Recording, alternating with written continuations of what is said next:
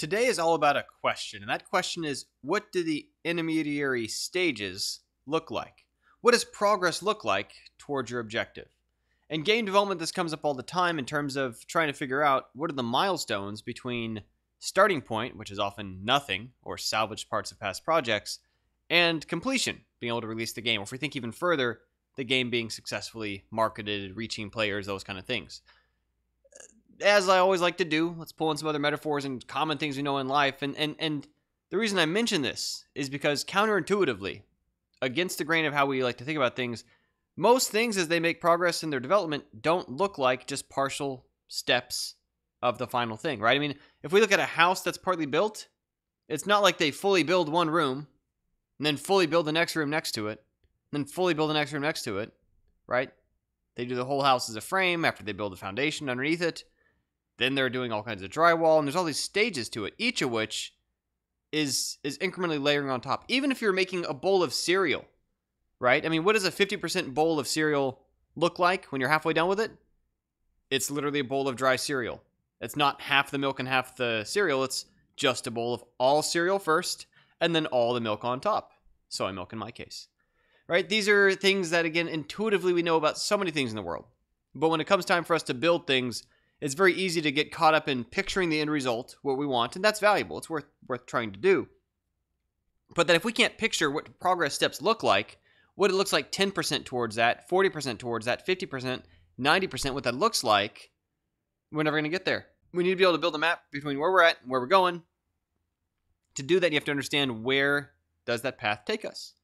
And this is, as a private trainer in game development or in Game Keto Club, a lot of the value I've been able to help developers with is figuring out what those progress stages look like 1 week to the next for their games, not because I can predict the future, but because I've just worked on so many games that I've seen enough variations of related things to be able to help them extend from that. How does this apply to what they're building?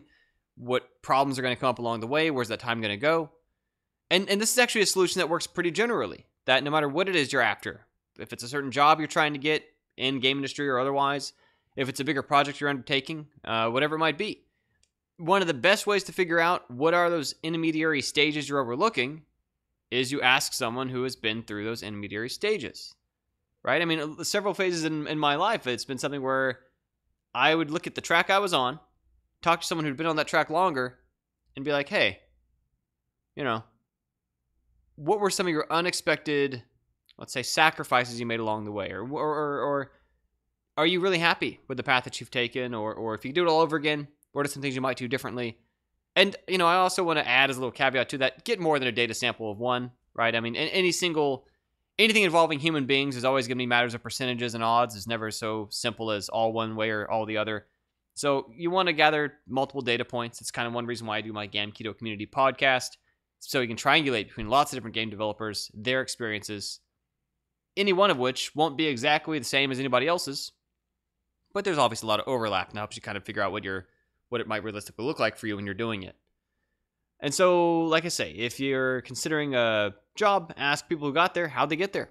If there's a thing that sounds silly, if there's a thing in your life that you want to do, travel, own a certain kind of thing, have a hobby of a certain kind, talk to someone who's been doing it, talk to someone who's finished their path, or far along in their path, at least further ahead in their path than you are, and you can use that information to help you figure out your intermediary stages, because you have to be able to picture what those look like.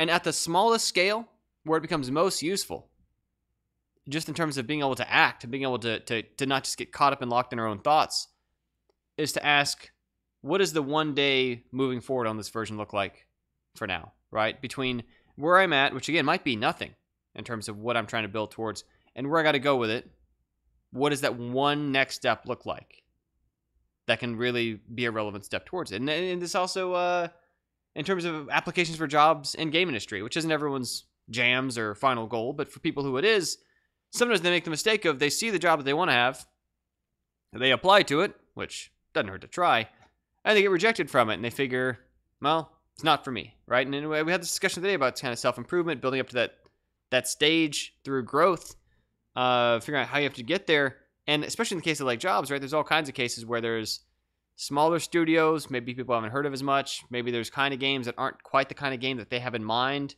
or really enjoy, but recognizing that might be an intermediary stage in their career path to where they want to get.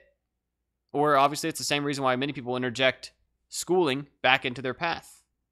Whatever advanced schooling or training or whatever it might be, is realizing that that might be a stage between where they're at and where they want to be. Even if they'd rather not do it, it becomes a matter of bigger picture. What's their objective?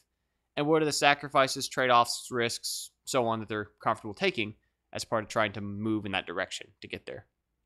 That's it for the day. Just, again, trying to picture whatever it is you're after. What are your intermediary stages? What does your game look like when it's half done? What does your game look like when it's 90% done?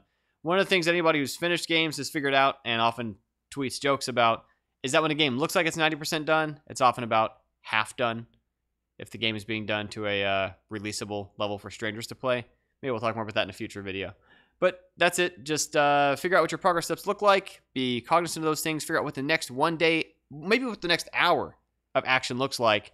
That if you start moving that way, it's really going to be bringing you forward towards your longer term, bigger objective. Look forward to playing games in the future. Thank you for tuning in. Bye for now.